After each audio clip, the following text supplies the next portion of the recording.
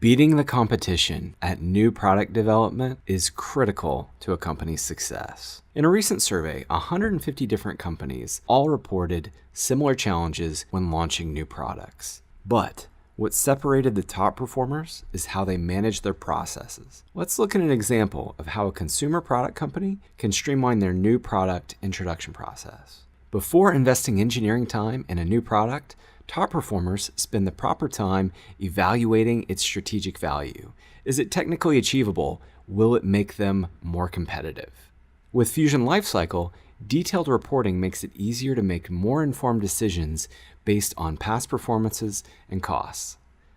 Escape from spreadsheets and use industry-standard phase gate methods to go through your launch processes.